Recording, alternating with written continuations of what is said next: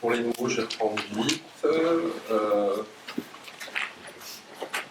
Donc, pour les nouveaux, nous avons un nouveau site web fait par Pierre qui est absolument fantastique. Oui. Sur lequel vous pouvez suivre la vie de l'association, les nouveautés, vous faire votre adhésion. Et l'adresse, c'est le débit, ça suffit. C'est ça. Voilà. Que vous avez sur la convocation à l'invitation aujourd'hui. Oui. C'est ça, donc vous le trouvez automatiquement. Oui, oui, oui. Donc nous avons travaillé toute l'année dernière à redéfinir qui nous sommes, pourquoi nous sommes là. Dans les nouveautés, si je peux faire référence, Léna nous a rejoints. Tu nous as Tu nous as rejoints, pardon. Voilà,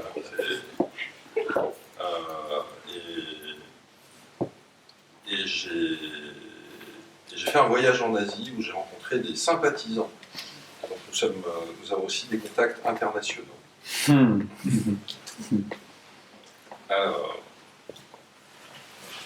Donc sur la nature de l'association, pour revenir en vitesse, il existe beaucoup d'associations au sujet de la protection de l'enfance depuis longtemps, des grosses, des moyennes, des petites, il y en a, mais elles sont toutes, elles existent la plupart du temps sous la forme d'un combat qui est contre les prédateurs, ou pour soutenir les victimes, ou, en tout cas c'est toujours dans une logique de combat. Et notre association, on souhaite qu'elle soit dans plus une logique d'accueil et de création d'un regard positif. Comment on peut se remettre en cause nous-mêmes pour avoir un regard positif sur nous-mêmes, sur les autres, et quel modèle on peut avoir pour... Bonjour. bien Agnès, assieds-toi. Pour créer des modèles de relations qui soient anti-poison de ce qui est dénoncé contre lequel luttent les autres associations.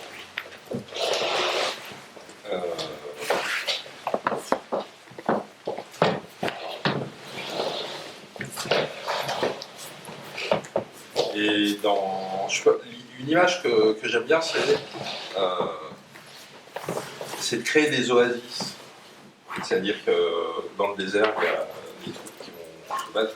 Mais nous, ce qui nous intéresse, c'est de faire les oasis où le respect peut exister et peut être un modèle, et où les gens peuvent venir se ressourcer ou vivre tout simplement ensemble.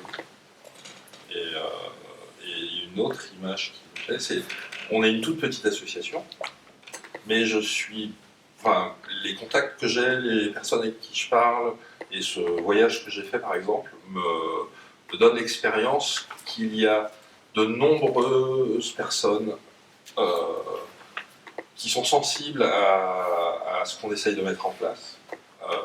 Et donc il y a plein de petites lumières partout, mais on ne se connaît pas forcément, et on ne se rend pas compte qu'on est beaucoup plus nombreux que ce qu'on peut voir dans la taille de notre association. Et une des actions, c'est de vous rencontrer, de vous parler, d'avoir le site web, de mettre en contact aussi pour qu'il y ait cette possibilité de sentir qu'on n'est pas seul, en fait. On est assez nombreux. Et ça, c'est quelque chose qui m'importe aussi. Donc, qu'est-ce que j'avais noté un exemple que j'aime bien pour parler un peu de cette vision, c'est quand une personne est gravement blessée, ce que je souhaite, moi, c'est que mon réflexe soit d'être en lien avec cette personne. Et c'est-à-dire, plutôt que ma réaction soit « quelle horreur, ta fracture ouverte est insoutenable à regarder », c'est que ma réaction soit « je suis là avec toi et on va s'en sortir ». Et donc c'est d'être dans cette relation d'abord, avant d'être d'en voir la violence ou trouver le responsable ou des choses comme ça. Chercher le coupable, surtout. Ouais. Donc ensuite, bon, j'avais prévu de parler de... Ou même soigner. Même avant de soigner, c'est de dire on est présent, c'est ça, ouais, je suis d'accord. Donc, j'ai déjà parlé d'Yves Bonardel. Donc,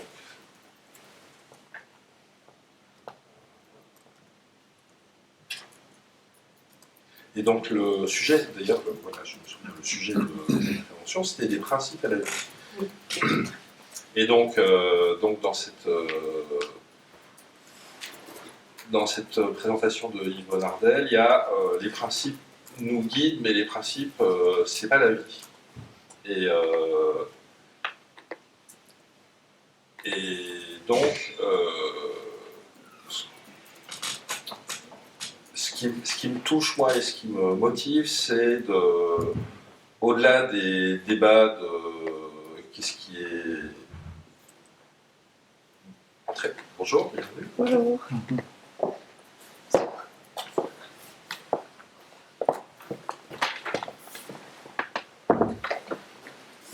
On a trouvé, je sais pas, On va appeler. on a pas cher,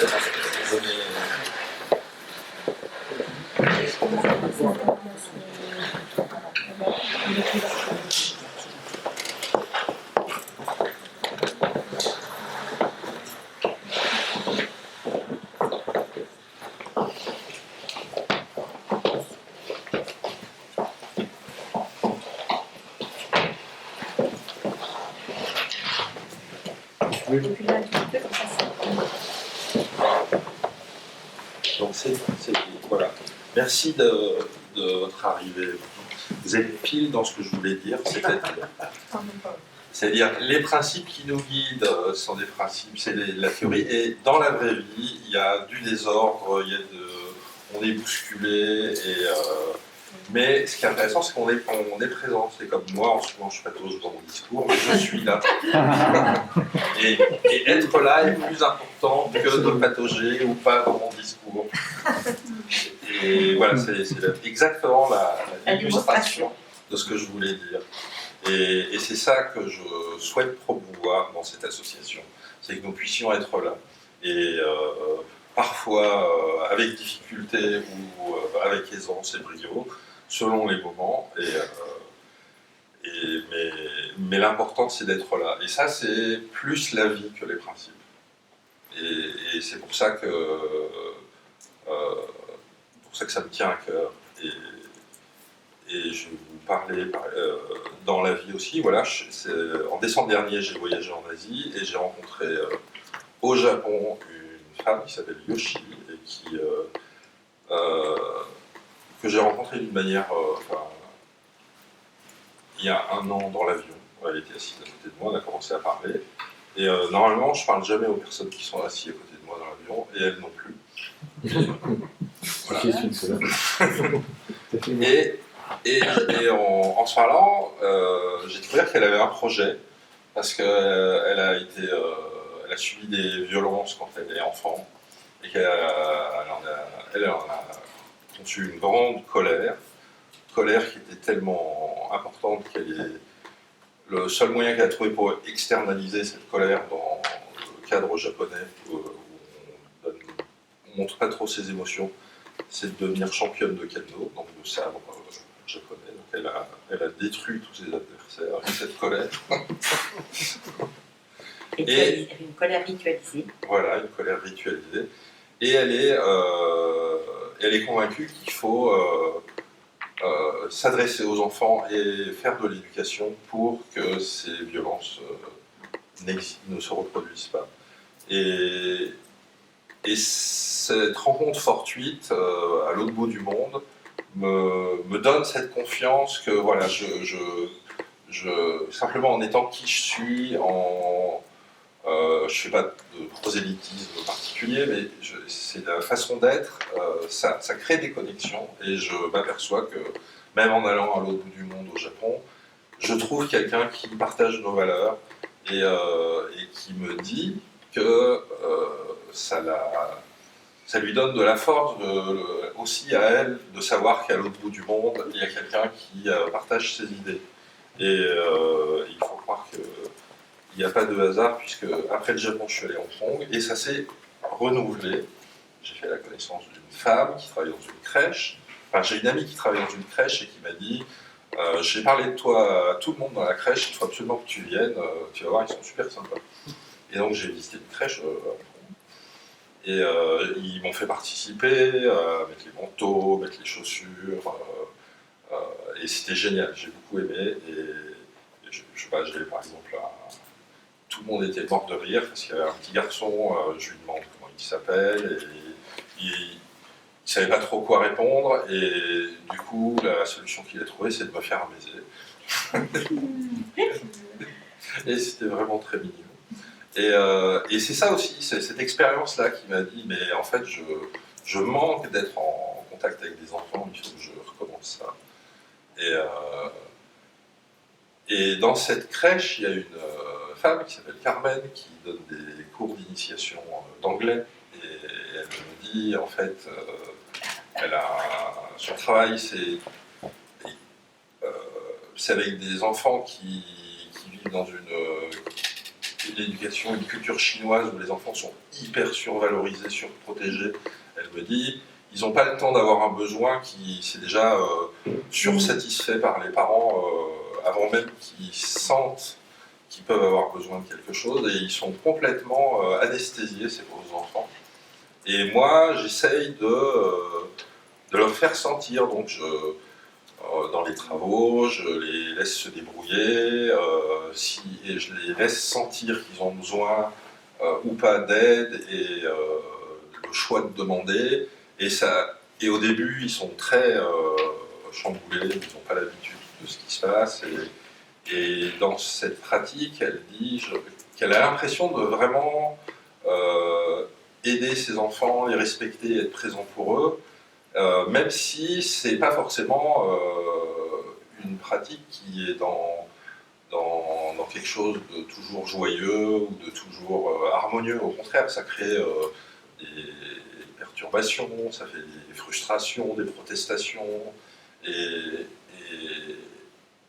elle me dit, donc je vais évidemment faire part de ce qu'on fait ici, et elle me dit que elle aussi, ça lui donnait de l'énergie de savoir ce qu'elle fait, elle n'est pas toute seule au monde et contre les habitudes de la société chinoise, et de savoir que d'autres gens aussi pensent comme elle, ça lui donne la confiance et l'énergie pour continuer à persévérer dans ce... Et elle est...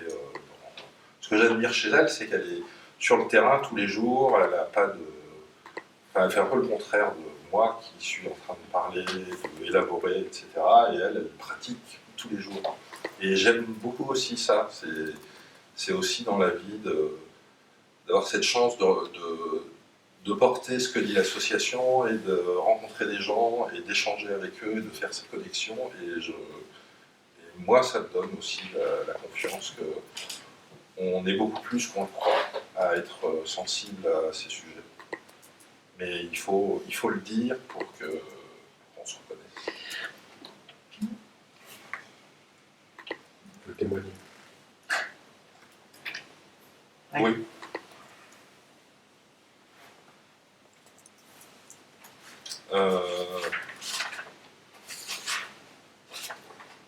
Donc voilà, finalement, dans ces témoignages, il y a toujours ce qui me tient à cœur, c'est l'attachement. C'est d'aller vers les autres et de les accueillir dans ce qu'ils sont, et de partager ce que je suis moi, et d'avoir à chaque fois cette surprise que c'est mieux que je m'attendais. En faisant ce voyage, je ne m'attendais pas à ça, mais voilà. Donc je vous invite à partager cette confiance dans la vie. Et est-ce que vous demandez dans dans les cadeaux qu'elle nous fait dans le désordre. Voilà, désordre, c'est les dans le aléas, désordre et dans le les surprises. c'est ça. Donc c'est mon témoignage. Merci beaucoup, Stéphane. Merci Stéphane.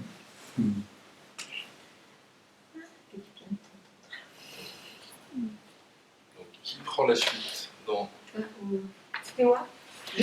C'est mon tour. D'accord. Tour. Et après, toi, Donc moi, je m'as proposé à Aliette de prendre quelques minutes sur cette histoire de témoignage. Qu'est-ce que témoigner? Ça m'a permis de revenir à cette expérience donc, qui a été fondatrice de cette association, de la première association, de recueillir des témoignages de personnes ayant été victimes de violences sexuelles étant mineures. Et moi, je me suis retrouvée à cette place, je ne sais pas exactement pourquoi, c'est moi qui ai eu cette place-là, mais je sais que ça m'a beaucoup...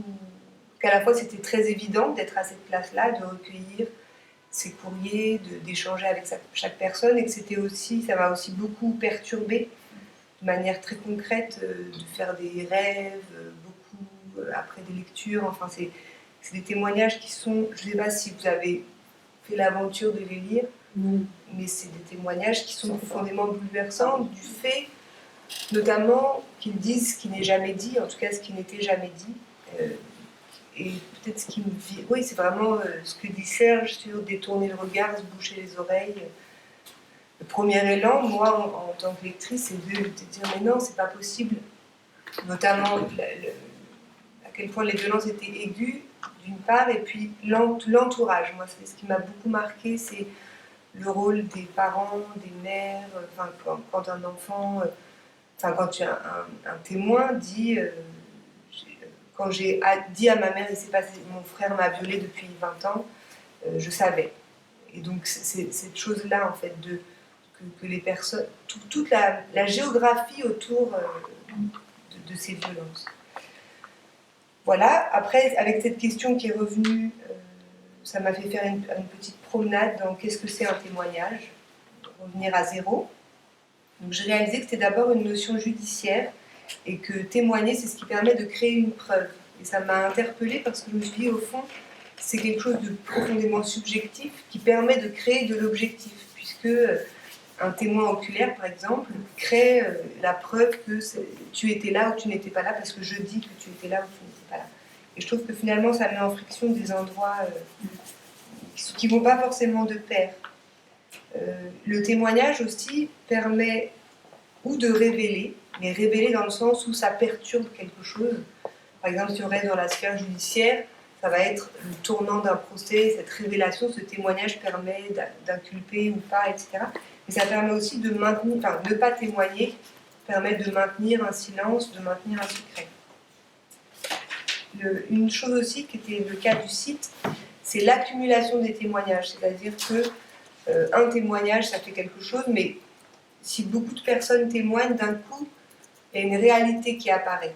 Par exemple, au niveau social, et c'était l'ambition de ce site, c'était comment on peut rendre visible ce qui n'est pas visible, non pas avec un témoignage, même si chaque témoignage, nous, on le recevait, mais comment la quantité de témoignages peut tout à coup transformer la perception de la réalité.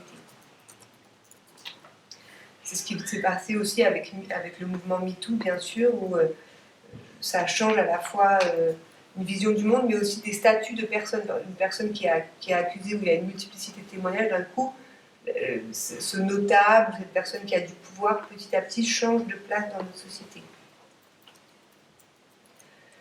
Donc, ce qui m'a aussi interpellée en me penchant plus sur cette notion, c'est que je peux être témoin de ton témoignage, en fait. C'est-à-dire que toi, tu fais un témoignage, mais moi, je suis en position de témoin quand je reçois ce témoignage. Donc, on dit finalement le même mot pour deux endroits très différents. C'est-à-dire que le tiers est témoin, mais celui qui prend la parole sur ce qui n'est pas dit, qui révèle quelque chose, il est aussi témoin.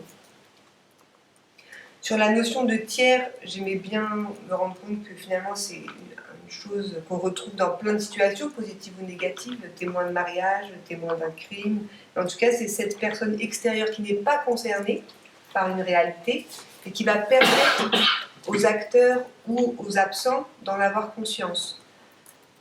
Et ça, c'est pour moi, ce que tu amènes aussi dans témoin de violence, c'est-à-dire comment ce témoin est un témoin actif ou passif, silencieux, ou qui, par son acte ou sa parole, va permettre, encore une fois, de révéler une réalité.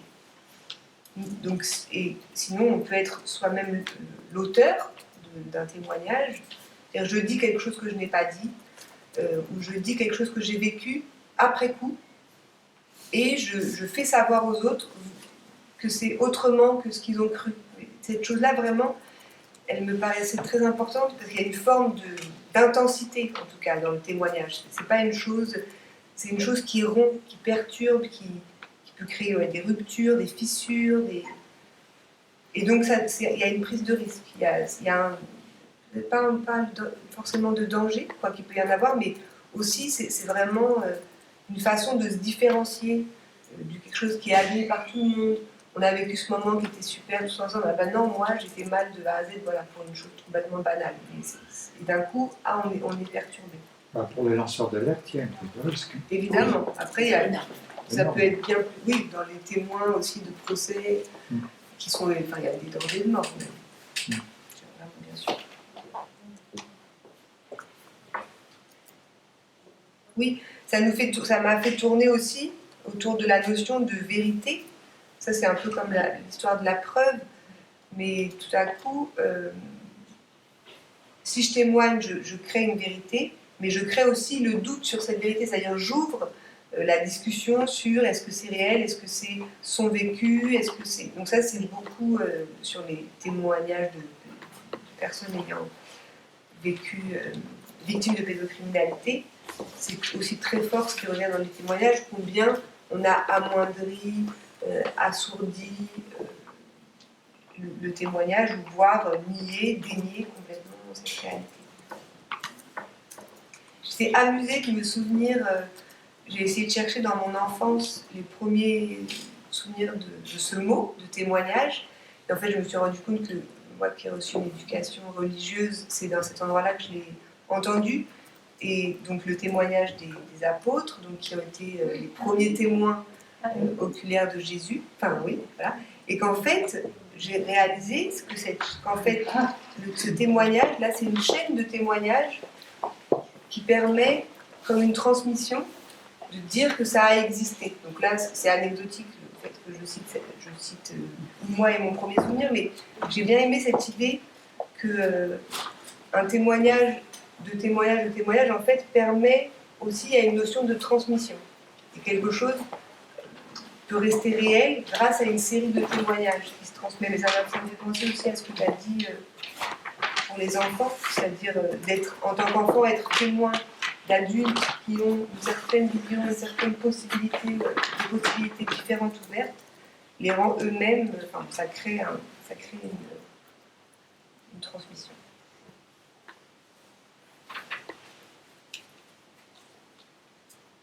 Merci beaucoup. J'ai pas encore fini, je relis mes notes. J'ai pas fini. Non, ça aurait pu, j'avoue. Ça aurait pu se finir comme ça. Mais là, je pense que ça, je l'ai dit. Ouais, j'ai renoté quand même cette chose que le témoignage fait irruption dans une réalité admise et vient la perturber. Qu'est-ce que c'est d'accueillir ce témoignage? Donc là, je pense à ce documentaire récemment qu'il y a eu sur les violences sur Internet, enfin, les enfants embrigadés dans des violences.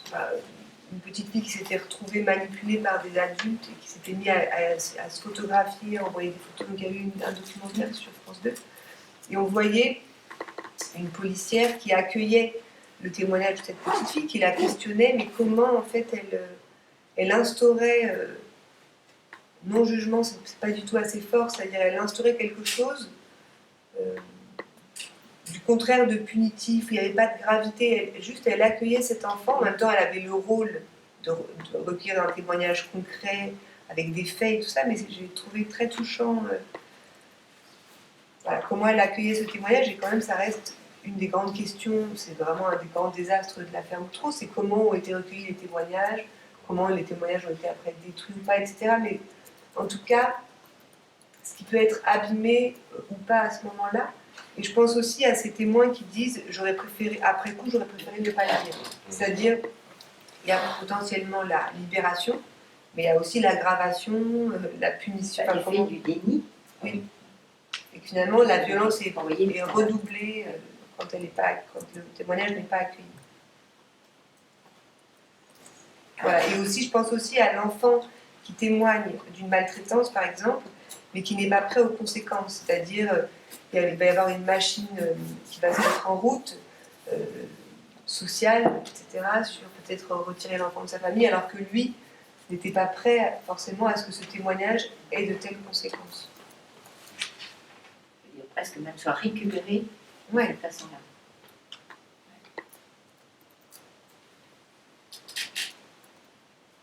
Voilà. Une dernière chose, c'est la question de l'appartenance. Donc, c'était très récurrent dans les témoignages sur le site d'avoir perdu l'appartenance.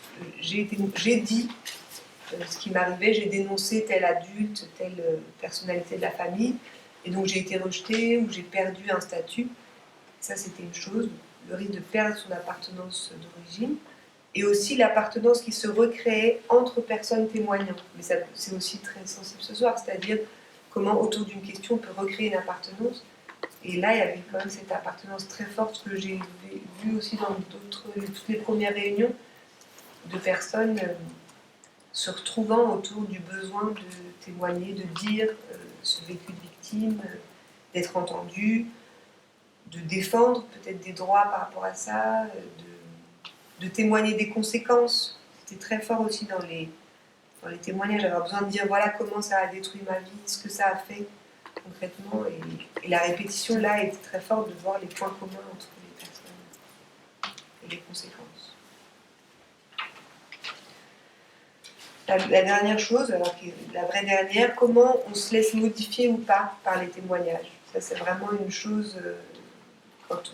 Comment est-ce que je me laisse déranger et comment plus largement notre société se laisse déranger par ce qui est dit et qui ne va pas dans le sens de ce qui est pratique, confortable, ce qu'on aurait bien aimé entendre.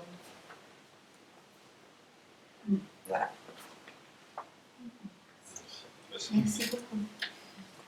Ça me fait penser à une phrase que j'ai entendue, c'est les mouvements comme MeToo ou les mouvements de dénonciation, ça a été peut-être plus un mouvement qui ouvre les oreilles, enfin d'oreilles qui sont ouvertes que de paroles qui se sont qui ont été dites. Parce qu'en fait, il y a des gens qui parlaient déjà avant, mais personne ne les entendait. Et maintenant, il y a des oreilles qui les ont entendus. Et cette idée de témoignage aussi, ça me renvoie à ce que tu as dit. On peut témoigner d'une manière d'être en relation. Et par exemple, dans cette proposition que j'ai faite de faire nous, par exemple, pour garder les enfants, et ces enfants, de les accueillir dans le respect, ça crée une expérience. Et cette expérience peut être aussi un témoignage qu'une autre manière d'être avec les gens existe. Et peut-être que c'est tellement nombreux enfants qui sont pas entendus dans les maltraitances qu'ils reçoivent et qui n'ont pas de modèle, qui ne savent pas où dire ou comment être entendus. Plus il y a d'endroits où il y a des modèles de respect dans les relations, plus c'est des endroits ressources qui peut-être peuvent ouvrir une porte pour ces enfants qui n'ont pas d'endroit où dire ce qui leur arrive. Et ça, pour moi, c'est vraiment une chose qui a de la valeur. Oui, bon, ça rejoint ce que tu disais toi tout à l'heure sur ce qui fait que les oreilles s'ouvrent. C'est ça. C'est la nature des témoignages, la façon d'être lié dans les médias, tout ça. Sophie, vous voulez avoir une chaise plus confortable? Très bien. Vous êtes sûre? Merci à vous. Bienvenue. Ok. Merci encore. Léna, à toi. Alors moi, mon envie de rejoindre l'association est née lors de la dernière réunion. Parce que j'ai entendu vraiment énormément de choses qui m'ont touchée très profondément sur Sur le regard sur l'enfant, qui était donc en train d'être révolutionné sur ces 20 dernières années. Et donc c'était finalement assez nouveau par rapport à des siècles et des siècles de maltraitance, mais qui prenait actuellement maintenant beaucoup d'ampleur. Et donc ce terme révolutionnaire dont tu as parlé, Stéphane, et donc faire partie de ce mouvement révolutionnaire, ça m'a beaucoup plu. Et je me suis dit, oui, chouette, j'ai envie en tout cas de faire partie de l'association. Maintenant, la question pour moi, c'était, mais comment ? Comment est-ce que qu'est-ce que je peux apporter moi à l'association ? Alors, j'ai une pratique en éveil musical auprès des tout-petits depuis plusieurs années, et je me suis dit, ça pourrait être un biais, par exemple, pour rebondir sur les questions de cette déconstruction du regard, sur toutes les violences qui sont faites aux enfants, comment, au travers d'une activité, on peut nourrir ça, nourrir un contrepoids aux violences éducatives ordinaires. Et en fait, en même temps, le sujet de la pédocriminalité, du déni, ça suffit, il y a quelque chose en moi qui s'est un petit peu braqué, durci, en fait quelque chose qui était de l'ordre de serait-ce suffisant ? Est-ce que ça va être suffisant ? Et là, du coup, j'ai beaucoup travaillé la question du pour. C'est-à-dire, pour, qu'est-ce que ça veut dire ? Au lieu d'être contre les agresseurs et donc d'être plutôt du côté du jardin, du jardinier, comme tu l'as souligné, Aliette. Et je me suis dit, effectivement, moi, en fait, c'est ce que je fais. Je suis du côté du jardinier. Alors, rester dans cette posture-là, dans ces oasis dont tu parlais, Stéphane, aussi, et de continuer, en fait, à voir comment, autour d'un moment où on se rassemble, les enfants, les adultes, au travers du médiateur de la musique, tout ce qui peut se dégager d'une richesse d'être ensemble et de ces liens. Et donc du coup, les 0-3 ans, puisque c'est massif, je travaille aussi avec des maternelles, des collégiens, des lycéens, mais je préfère quand même rester sur le public des 0-3 ans parce que c'est finalement un public qui n'a pas beaucoup d'intervenants. C'est compliqué, on est dans le non-verbal et on est aussi dans beaucoup d'émotions à gérer. C'est très sensible, les bébés, ne serait-ce que de s'approcher d'eux, d'être en contact avec eux. C'est sensible parce qu'ils peuvent bien sûr pleurer, fuir, il se passe plein de choses. Et Anne, tu évoquais dans la précédente réunion comment aller au-delà des personnes qui sont acquises à la cause et comment aller chercher les personnes qui ont une vision de l'enfant qui est précise et qui n'ont pas forcément envie d'en changer, de cette posture. Et donc comment aller titiller le monde et bousculer un peu par la créativité. Et en fait, cette bulle, j'appelle ça comme ça, cette bulle sonore, cette enveloppe sonore que je propose, et avec ça une enveloppe relationnelle, en fait elle permet d'être en lien avec l'enfant et surtout aussi d'avoir une espèce une vraie rencontre en fait, où l'enfant est présent et dans son rythme, dans ce qu'il fait avec les objets. Par exemple, concrètement, encore hier, je faisais de la flûte dans le cadre d'un éveil musical en crèche, et l'enfant il se jette sur la flûte. Je suis en train de jouer, il se jette sur la flûte, il va me l'arracher. Il y a quelque chose d'encore animal, très animal chez les tout-petits comme ça, et pourtant on est là pour être en relation, dans le respect. Et donc arriver à cadrer ça, cette soudaineté, ce jaillissement, tout en donnant à l'enfant sa place. Oui, j'entends que tu as envie de faire de la flûte, mais là c'est moi qui en joue, j'ai d'autres instruments que je vais te proposer après. Donc c'est vraiment, voilà, cette inscription pour moi dans l'association, c'est l'inscription autour du pour et du partage, donc de la transmission de ce que je pratique, et donc de mettre en place des ateliers ouverts où les personnes qui ont envie de venir aux ateliers, d'emmener leurs propres enfants, voilà, toute une possibilité de vivre ensemble cette expérience. Merci. Question à poser à toi, Léna ?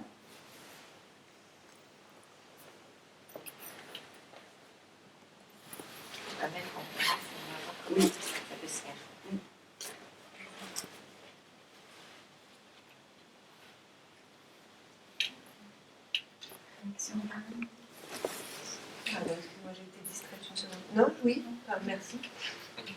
Pour cette nouveauté que tu apportes. Moi, j'ai beaucoup aimé, Léna, la façon dont tu as présenté ça, parler de ce que tu as dit toi, Stéphane, Oui. de ce que tu as dit toi, pendant comme ça des petites choses.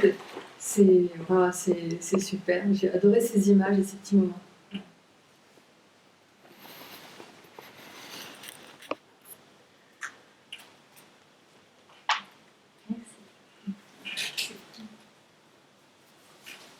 Alors, est-ce que ça vous donne envie tout ça? Oh oui. De régresser à moins de 3 ans. Déjà. Ah, je peux ajouter une petite chose justement aussi par rapport à ça, c'est que sur un atelier que j'ai fait dans une bibliothèque, il y a une maman qui m'a témoigné cette série, ça m'a fait du bien, je crois qu'elle m'a fait encore plus de bien qu'à ma fille. Et je me suis dit, mais oui, bien sûr, il y a l'enfant intérieur dans chacun de nous, donc ça nourrit aussi. J'ai l'impression que vraiment les adultes entrent aussi dans quelque chose. Se restaurent. Merci. Non, je suis très envie de passer au concret de tes propositions.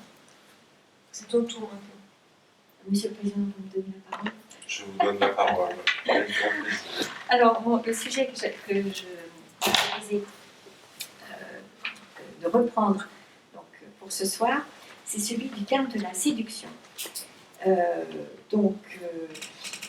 Ce qui m'avait sans doute donné envie d'y revenir, d'abord puisque c'est quelque chose de très proche de l'autre fil rouge dont tu parlais tout à l'heure aussi, Stéphane, à savoir le déni, qui a été repris par toi, Jean-Abel. Voilà. Et donc, c'est faire les passerelles entre les deux. Et quand je mets le spot sur le mot séduire, je ferai aussi référence à des fables, à des contes que nous avons entendus.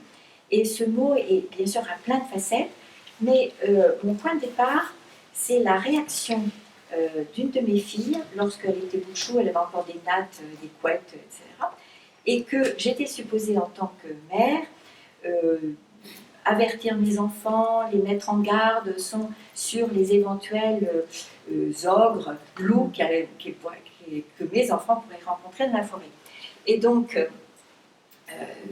pleine de cette mission, j'avais été un petit peu choquée de ma fille qui dit « Mais maman, ne t'inquiète pas, quand je rencontrerai le méchant, je ne sais pas quel mot elle avait dit, eh bien, je lui donnerai des coups de pied et je me carapaterai. » Et je m'étais dit, on est vraiment là dans les effets pervers du petit chaperon rouge. Parce que le petit chaperon rouge, elle est quand même un peu nigaude. Elle rentre dans la maison et elle ne fait pas de distinction entre la grand-mère et le loup. Bon, donc je m'étais dit, là, j'ai à passer au pôle opposé. C'est effectivement, ma chérie, le loup n'a pas des airs de loup, mais le loup a plutôt des airs de grand-mère, ou de tonton, ou de gens à une bonne gueule, un bon visage, et donc sois plus prudent, parce que tu risques effectivement là d'être dans la même illusion d'optique. Donc ça, c'était la première chose. Et ensuite, j'ai pensé à nous, adultes, aujourd'hui, avec différents registres de séduction, où certainement nous y entrons avec pas seulement de la crédulité, pas seulement de la naïveté, mais un peu plus que ça. Et c'est ça que je voulais vous inviter à interroger. Il y a bien sûr Big Pharma, il y a les médias, il y a la pub, il y a toutes ces zones-là qui nous font tourner la tête, qui nous illusionnent avec de la poudre aux yeux, ou avec d'autres raisons de nous appâter. Voilà. Et c'est encore ça qui est l'objet de cette réflexion pour ce soir. Et donc, je voulais distinguer plusieurs séductions, et après, je reviendrai à différentes portes ou différents séducteurs. Alors, la séduction, elle peut être la première, banale, c'est celle que j'appelle frisette, risette. Et en fait, si je veux dire mon but, ça veut dire que c'est la façon d'appartenir qui consiste à ne pas arriver ce soir, par exemple, en pyjama ou en jogging, d'avoir ce souci de respecter des codes et de faire plus beau, de faire meilleur, de faire plus attrayant, ce qui est quand même donc des premières bases de la vie en société, et de ne pas nous imposer effectivement d'être dans la version mammifère au premier degré. Donc là, on a quelque chose qui est non seulement agréable, mais aussi bienvenu dans notre façon de vivre ensemble. voilà, après cette première étape, il y a celle où il n'est pas question de faire mieux, mais il est question de cacher du creux ou de cacher quelque chose.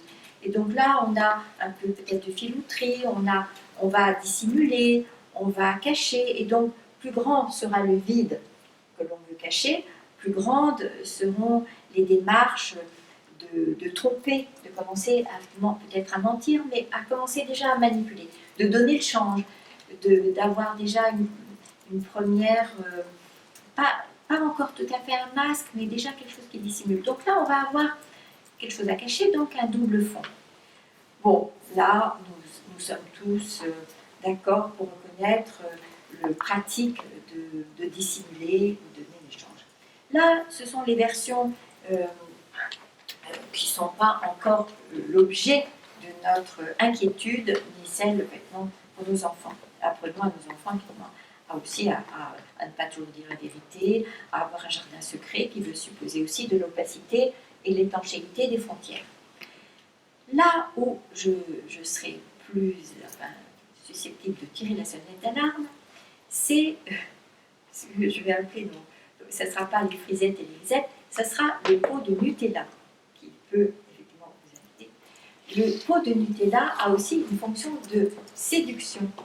C'est-à-dire que, alors que nous sommes supposés être dans cette autorité qui consiste à assumer, de ne pas acheter de Nutella et de ne pas céder à la pression, peut-être même au harcèlement de nos jeunes têtes blondes, ça veut dire que j'ai à m'interroger sur le début d'une séduction quand j'achète du Nutella. Et surtout, dire que ça a la possibilité de mettre mes enfants petits ou moyens dans un message paradoxal, c'est-à-dire acheter le pot de Nutella et ensuite dire que je ne veux pas qu'ils en mangent. Là, on est quand même dans un début bizarre, mais qu'on va retrouver dans beaucoup d'autres comportements chez nous. Donc, soit j'assume de ne pas acheter du Nutella, soit, évidemment, j'assume d'en acheter, mais si j'en achète, que je sois au clair avec ce début, donc, de refus d'imposer à mes enfants la frustration de ce que je mets en place. C'est-à-dire, là, on est dans une séduction qui me semble être une bonne indication quand même de ce qui peut se passer aujourd'hui, d'un vrai danger, c'est-à-dire que le danger évident, visible à l'œil nu, et que nous pouvons effectivement trouver comme objet de courroux contre nos parents, qui nous imposaient telle chose, ou qui nous imposaient de subir du contrôle, le contrôle qui passait par punition. Là, nous confondons ce que nous pouvons réprouver de la violence, de la punition, ce dont j'ai déjà parlé dans une autre intervention ici pour le déni, ça suffit, avec la difficulté à voir nos enfants vivre la frustration de ne pas être satisfaits dans tous les désirs. Donc, n'oubliez pas, la punition, c'est la privation de quelque chose de l'ordre du besoin, alors que la frustration, c'est effectivement l'expérience d'être privé de la satisfaction d'un désir. Or, aujourd'hui, cette première séduction vient de la confusion entre besoin et désir, et de notre difficulté à tenir bon quand il s'agit effectivement d'accompagner cette expérience de frustration. Donc, déjà, je vois trop aujourd'hui, et vous êtes sans doute témoin comme moi, je ne suis pas la seule, à voir le glissement qui est la séduction qui viendrait effectivement de nous, figures parentales, détenteurs d'autorité, que ce soit parents, grands-parents, éducateurs et toute forme d'autres qualités d'adultes, au moment où nous voudrions tellement faire plaisir comme une mission, que notre mission, ce ne serait pas d'accompagner dans la frustration, mais ce serait de permettre à nos enfants de connaître cette jouissance du Nutella et d'autres formes de plaisir, que nous serions du côté du oui alors que nous pensons non, ou du côté du oui alors que nous savons, que nous sentons bien une partie de nous qui dirait que cet accompagnement des enfants et des jeunes et des ados passerait plutôt par dire non. Voilà. Et c'est toute cette incohérence quelquefois que j'appelle séduction. Alors ça, c'est une zone intermédiaire, mais voyons que ça vient résonner sur d'autres thèmes dont vous savez qu'ils me sont chers, comprendre mais pas trop, expliquer mais pas trop, et ça veut dire aussi motiver, mais qu'est-ce que je fais quand je motive, qu'est-ce que je fais quand je console, qu'est-ce que je fais quand j'explique, qu'est-ce que je fais quand réexplique surtout, et je dis bien que toutes ces démarches de séduction ont à voir avec une insulte à l'intelligence des enfants, des jeunes, des ados, des élèves, qui n'ont pas besoin qu'on leur explique, qui ont besoin d'être accompagnés dans l'acceptation de la frustration. Ça, c'est le troisième. La quatrième zone, évidemment, c'est celle dont l'actualité aujourd'hui nous donne des exemples multiples. C'est plus simplement séduire pour plaire et pour être dans la puissance de la satisfaction donc, apportée, mais ce serait plutôt pour séduire pour obtenir ce que l'autre ne veut pas a priori donner.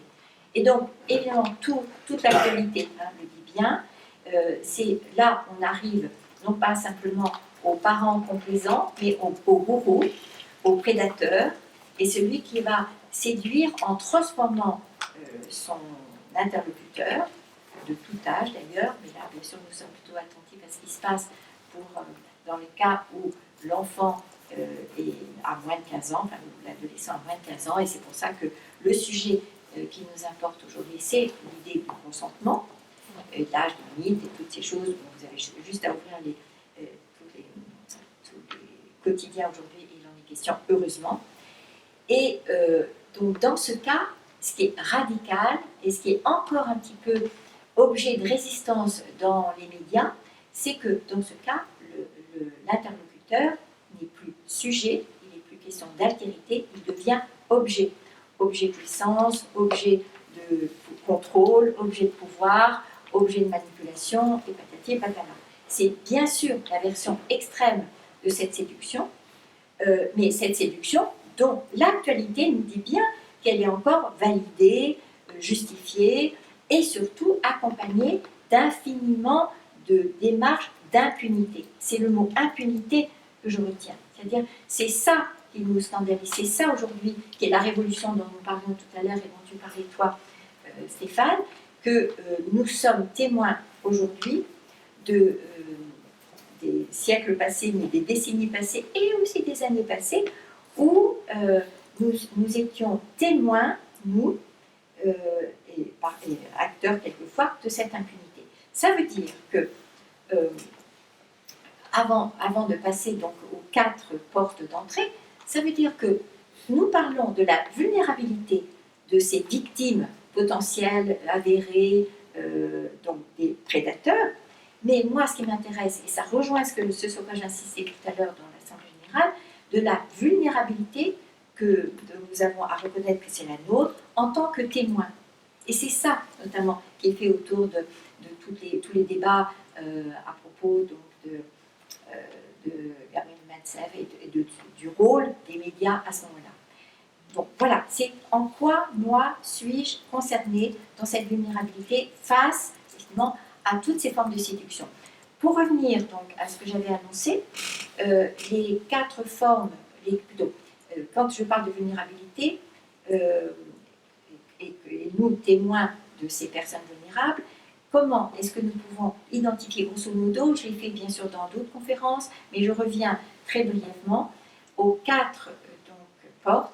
D'abord, il y a la porte du charmeur, du charme, tout simplement. On peut commencer avec la version, c'est ce que je dis souvent, du vendeur qui va tenter d'obtenir aussi déjà quelque chose de vendre, quelque chose dont nous n'avons pas besoin. C'est la version, celle qui a à voir avec besoin d'être aimé, de plaire, et donc déjà quelque chose qui va du côté de dire oui, alors que nous aurions dit plus facilement non. Ensuite, donc ça c'est le besoin d'être aimé, le besoin d'aimer et d'être aimé. Ensuite, il y a le besoin d'admirer et d'être admiré. On trouve cette alliance entre les deux, et ça aussi dans les témoignages, aujourd'hui dans les médias, dans les témoignages dont tu parlais, Anne, que vous pouvez retrouver sur le site, évidemment, de l'association, comme sur le site du collectif Autrefois, c'est ce qui va donner du pouvoir à ce que j'appelle, de façon un tout petit peu hâtive, mais c'est pour boucler mon propos, c'est charismatique. Et là aussi, nous voyons bien charismatique, on a le gourou, on a le prédateur, mais on voit bien dans aussi une démonstration de ces chefs scouts, de ces prêtres qui avaient une parole facile, de ceux qui embarquaient, qui avaient de l'énergie, qui avaient, bon, donc du charisme. Et vous voyez bien que non seulement ça avait un impact sur les jeunes, mais surtout, et je reviens bien sûr, un impact sur les personnes supposément témoins, mais qui étaient embarquées de la même façon, qui étaient aussi incapables à ce moment-là, ou pas incapables, mais en grande difficulté, pour donner du crédit à ceux qui étaient victimes, parce qu'eux-mêmes étaient dans la boucle de ce charisme de mauvais aloi. Voilà, charisme, donc besoin d'admirer, besoin d'être admiré. Et à ce moment-là, le danger vient de ce que le charisme ne s'appuie pas, pourquoi pas, sur de la connaissance, de l'autorité, mais c'est la personne qui va elle-même s'identifier à son autorité pour effectivement exercer un pouvoir louche sur ceux effectivement qui ont été émerveillés par un premier objet de séduction. C'est l'identification entre la personne et ce qu'elle sait, ce qu'elle fait et ce à quoi elle croit. Donc c'est toujours cet amalgame entre faire et être. Et donc la dérive sur, bien sûr, l'enfant, le jeune, l'ado, etc., sa famille et tout le système et toute la société qui embarque très facilement donc avec ce déni ou avec ce besoin, encore une fois, d'être embarqué. Voilà, d'être embarqué. Le troisième personnage, qui va être très explicitement illustré avec les 7 minutes que tu vas nous passer tout à l'heure, Pierre, sur les extraits, l'extrait que j'ai choisi dans Mon corps, c'est mon corps, avec ce documentaire inusable, c'est le culpabilisateur. Et là, c'est bien fait, c'est-à-dire notre besoin de réciprocité, notre besoin, quand nous recevons un don, de ne pas être endetté, de ne pas être redevable, c'est-à-dire la croyance qu'il va falloir que je rende à l'autre quelque chose et que même à ce moment-là, effectivement, je suis prête là à donner au-delà de ce qui est raisonnable pour être sûr donc, de ne pas être redevable.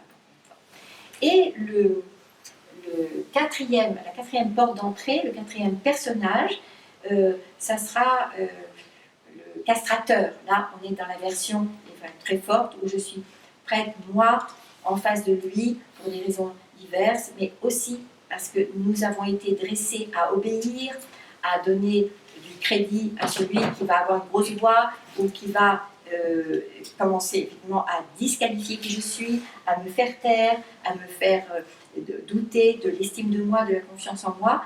Et donc là, ça pourra avoir d'autres formes également, mais nous avons à nous méfier de ce côté qui dévalorise, qui vient attaquer le noyau dur, à savoir pas seulement ma confiance en moi, mais mon estime de moi. Et encore une fois, je vous invite à voir ce que Pierre, tu as posté sur le site, à savoir, donc toujours ce que j'ai déjà évoqué plusieurs fois ici, l'assiette d'épinards.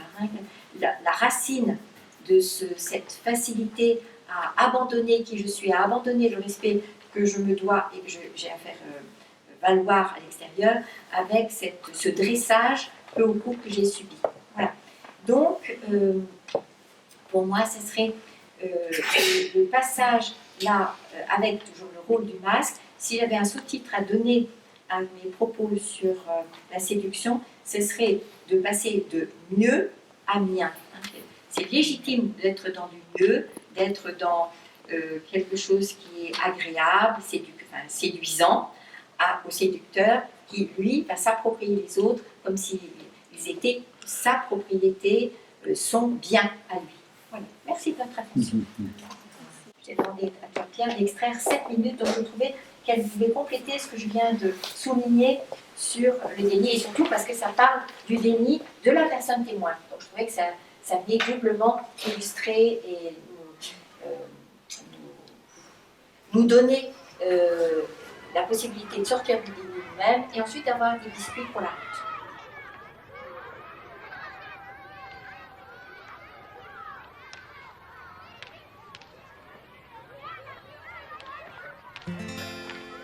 Mon corps peut sauter, courir et danser. Il s'élance dans les airs et retombe sur ses pieds. Ton corps peut jouer à tout ce qui lui plaît. Et il te dit ce qui lui déplaît. Mon corps, c'est mon corps, ce n'est pas le tien. Tu as ton corps, à toi laisse-moi le mien.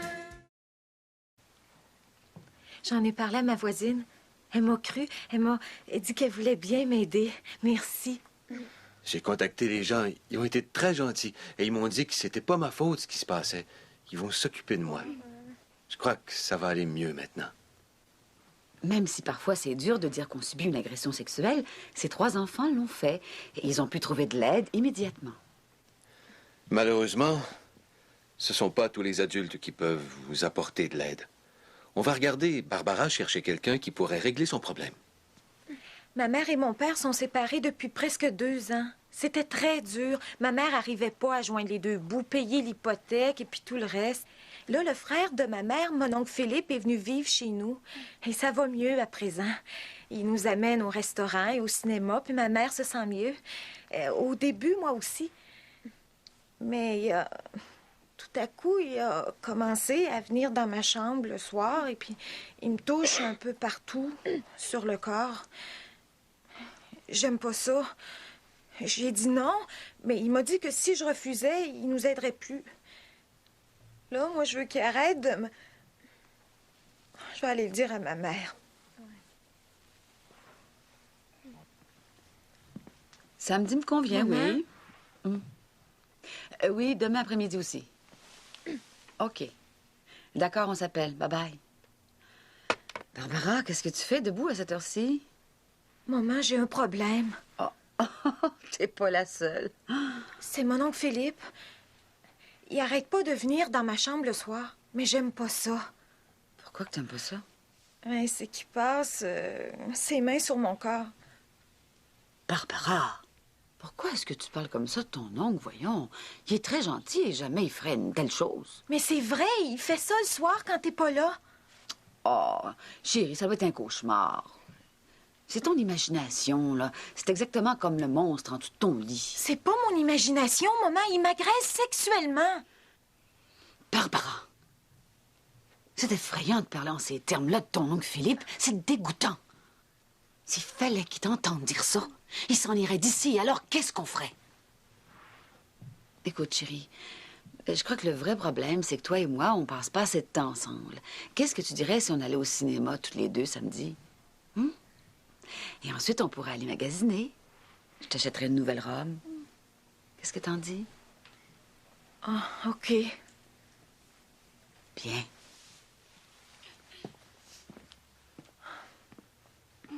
Bon, ma mère a pas voulu me croire. Puis mon oncle a recommencé hier soir. Je dois trouver quelqu'un qui m'aide. Ouais. Je pourrais le dire à mon entraîneur de soccer, il est très gentil. Oh, Monsieur Perrault, est-ce que je peux vous parler? Sûr. Mais en passant, Barbara, je dois dire que tu m'inquiètes. T'as pas mal négligé ton entraînement, ça va pas? Oh, pas vraiment. C'est mon oncle, Monsieur Perrault. Il habite avec nous, puis il est... Ben, il me laisse pas tranquille. Il vient dans ma chambre, et puis j'haïs ça. Est-ce qu'il te donne des coups? Non, Monsieur Perrault, c'est pas ça du tout. Écoute, Barbara, il y a plein de monde qui vivent avec des personnes qui les énervent, qui les agacent. Fais pas attention à ton oncle. Concentre-toi sur ce qui compte. Comme le soccer. T'es une bien bonne athlète, t'as tout pour réussir. Ça va s'arranger tout seul, tu vas voir. Bon, il faut que j'y aille. Je dois m'occuper des autres. On en parlera plus tard, d'accord? OK. Hey, tout le monde! Sur le terrain! Après avoir parlé à mon entraîneur de soccer, je suis allée voir une amie de ma mère. Mais elle dit que ça m'arriverait pas si je faisais pas exprès pour que ça arrive. Mais je fais rien pour ça. J'aime pas ça. Je vais essayer de le dire à mon professeur.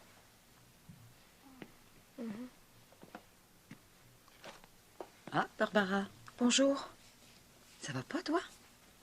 Est-ce que je peux vous parler? Sûr. Qu'est-ce qu'il y a? Ben, c'est assez dur de vous en parler, mais... Mon oncle m'agresse sexuellement. Oh, c'est pas que je veux me rendre intéressante, vous savez, mais il vient dans ma chambre le soir et il me touche à des endroits où je veux pas qu'on me touche. Barbara, mais tu dois l'en empêcher. Je dis non, mais il m'écoute pas. Et ma mère, elle me croit pas. Oh, Barbara, ça va aller, hein? Tu sais, moi, je te crois. La meilleure amie de ma mère a dit que c'est vraiment moi qui le provoque. Mais je vois pas qu'est-ce que je fais qui puisse le provoquer à me faire ça. Écoute, je suis sûre que tu fais rien de mal. C'est pas ta faute, hein? C'est lui qui agit mal et d'ailleurs, ce qu'il fait est contre la loi. Tout d'abord, on va aller trouver la conseillère. Pourquoi est-ce qu'il faut que je lui en parle à elle? Monsieur Perrault, il dit que si j'en fais pas de cas, il va arrêter de le faire. Non, chérie, il arrêtera pas de le faire. Nous devons faire quelque chose pour l'arrêter. Tu sais, t'es pas la seule personne à subir des agressions sexuelles. Et notre conseillère connaît une personne qui a aidé plusieurs petites filles qui avaient ce genre de problème. Si on allait lui en parler... Oui, c'est une très bonne idée. Ah, Barbara, ça t'a demandé beaucoup de courage de venir m'en parler. Et je suis très fière de toi que tu ne sois pas découragée. Ah oui? Oui, très fière. Est-ce que tu te sens mieux? Ah oui, je me sens beaucoup mieux. Bien. Merci.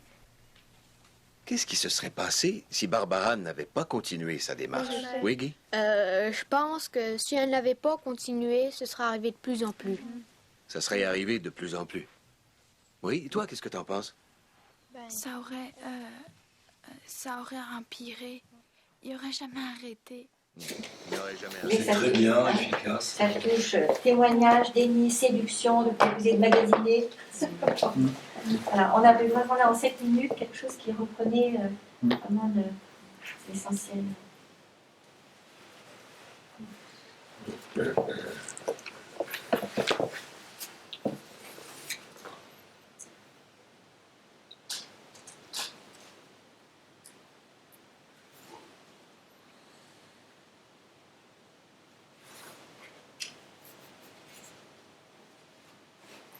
Avec notamment, parce que c'était moins facile à illustrer, quelque chose de la culpabilité. L'oncle Philippe permet à la mère de créer son budget. Et donc là, il y a bien aussi quelque chose Avec la menace. avec la menace, le chantage. Chantage. Si je parle, c'est-à-dire que je mets moi, ta mère, en difficulté. Et c'est à cause de toi. C'est à cause de toi que je serai en difficulté. Et que tu serais aussi bien que Oui. elle serait aussi, que les deux seront aussi. Oui, Le témoignage deviendrait trahison. deviendrait trahison. C'est ça. Oui. Et être l'objet de la transaction aussi. Oui.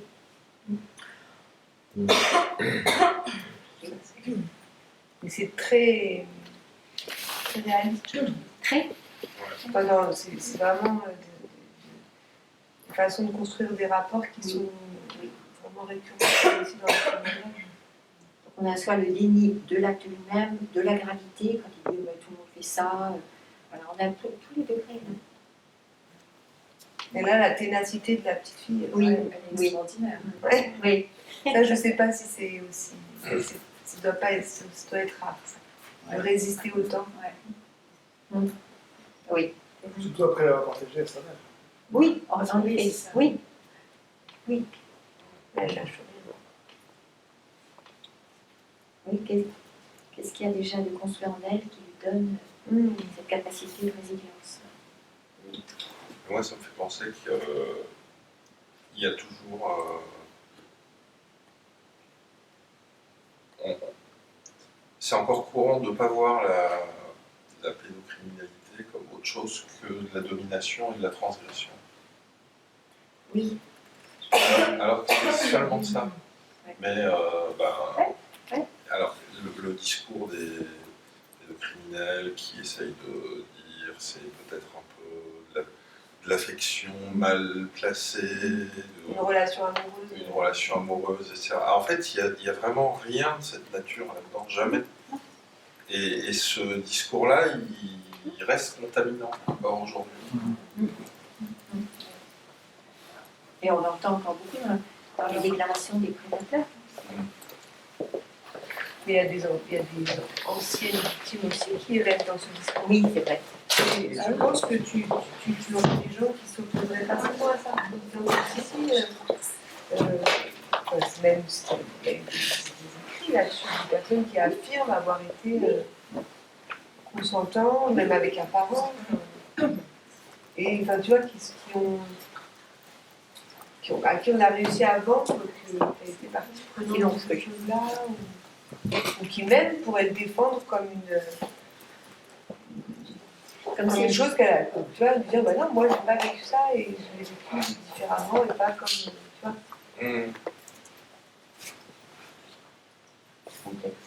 Et je vous invite effectivement à retrouver la grande librairie de cette semaine, où il y a plusieurs personnes qui s'occupent de ces questions, qui témoignent de cette tentation de vouloir protéger l'agresseur en donnant des circonstances atténuantes. Donc, voilà, et c'est pour vous l'intérêt dans le livre Le consentement, où elle dit bien, j'étais en manque de père, et que la façon dont il a pu me séduire, c'était aussi, avec cette différence d'âge, de me proposer de remplacer une figure paternelle. Mais il y a plein de ruses pour acheter et faire et vendre. Et de mon expérience personnelle, un lien avec le déni, c'est quand j'ai un besoin satisfait, je suis d'autant plus vulnérable à la séduction que je dénie avoir ce besoin insatisfait. Pas satisfait, oui. Oui, c'est vrai. Ça, c'est valable pour nous tous, oui. Merci.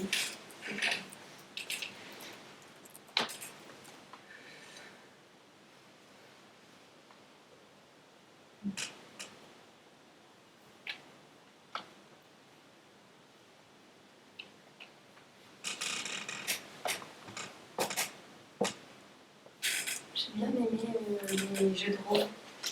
Je me dis que ça pourrait être utile aussi, potentiellement, dans l'association, de faire des jeux de rôle aussi pour moi, en tant que témoin, savoir les mots. Ce qu'on voit dans les ateliers sur témoins de violence. Qu'est-ce qu'on fait? Oui. Et dans ces situations aussi particulièrement délicates, je vois comment recevoir. Et j'ai bien aimé que ce soit mis en jeu de rôle devant des enfants. Oui. Ça m'a. Et moi, je me dis que ça serait très utile de faire ça. Enfin, ça serait peut-être mais avec des comédiens dans les écoles. Ça, chez les ados, à l'école. Mission pour notre association. Monter ça avec les médias. Merci. Je suis très sensible à la puissance de ce qui se libère quand elle a enfin rencontré un témoin, de ce qui se libère chez elle. De l'émotion. Ouais. Bon, évidemment, j'ai un peu tiqué sur je suis fière de toi. Bon.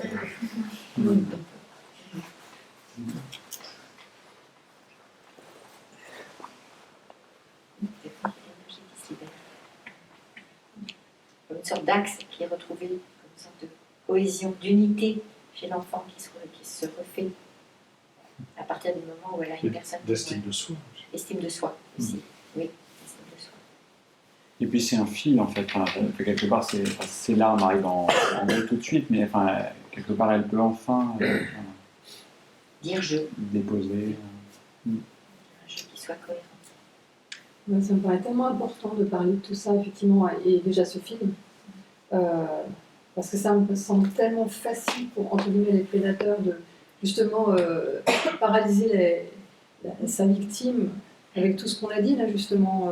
Sidéré, pétrifié. C'est tellement simple, en fait.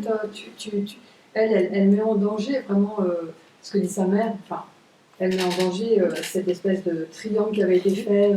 C'est vraiment ça qu'elle reçoit, mettre en danger, alors que c'est elle qui est en danger. Enfin, c'est incroyable. Donc de pouvoir en parler, c'est vraiment bien. De pouvoir faire ces scénettes, comme tu dis, c'est venu dans les écoles, et toi, Léna, etc. Et toi, enfin tous, de pouvoir toucher les enfants très tôt pour leur montrer que, effectivement, ce qu'ils ressentent, c'est pas faux, leurs antennes. Et on revient, et c'est toi aussi, je me rappelle, qui le soulignais, avec chaque fois la conscience que c'est une vraie prise de risque de casser des équilibres, des triangles, et que c'est toujours cher payé. De bien, enfin, ce que tu redisais aussi, Anne, que les enfants soient informés des conséquences. De ce que ça va chambouler. Voilà. Qu'ils ne sont pas seuls avec ça. ni trompé, ni trahi. Ni trahi, oui, c'est ça. C'est ce qu'il va tout le temps. Si j'avais su, parce que tu le disais bien, Ah oui, si j'avais su, j'aurais préféré subir cette violence que d'en avoir une multipliée par 10. Moi, j'ai témoigné récemment dans un procès. Oui. Et en fait, je pensais que mon témoignage n'avait aucune valeur, outre mes réticences à témoigner, qui étaient très grandes, mais je pensais que ça n'avait pas d'importance. Enfin, et en fait, je saisis un petit peu avec les nombreux remerciements des parents et de la procureure, enfin, qui me dit que mon témoignage a été très important. Et en fait, j'en avais pas du tout conscience. Oui. Et tu as... Je veux dire juste que ça a été courageux la façon dont tu l'as fait, parce que c'était sur le plan même logistique, technique, c'était très difficile. Tu as tenu bon. J'ai eu de nerveuses craintes. Oui, bien sûr. Et au-delà de ça, c'était... Oui, mais au-delà de tout ça, je ne pensais pas que ça avait C'était aussi d'importance. important. Je ne pensais vraiment pas que ma place ou ma parole avait de l'importance. Oui, merci Céline de le redire, oui.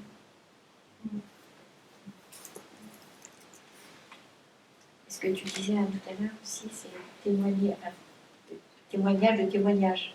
C'était au carré, témoin au carré. Moi, par rapport à ce que tu disais tout à l'heure, Anne, ce que j'ai senti aussi, c'était la difficulté, moi, je pense aussi la violence, que d'un seul coup, je suis témoin de quelque chose que je ne peux pas être là. Enfin, ça ne me regarde pas, et d'un seul coup, je suis là, et d'un seul coup, je prends. Oui. Ça, et je suis tentée de penser que ça me regarde, de continuer à penser que ça ne me regarde pas. Et je préfère, que oui. ça fait un tel désordre, voilà, puis je vois bien que si je commence à tirer le fil, jusqu'où ça va me mener. Mais c'est exactement ce que tu dis. J'aurais préféré ne pas être là. Voilà, Bien sûr.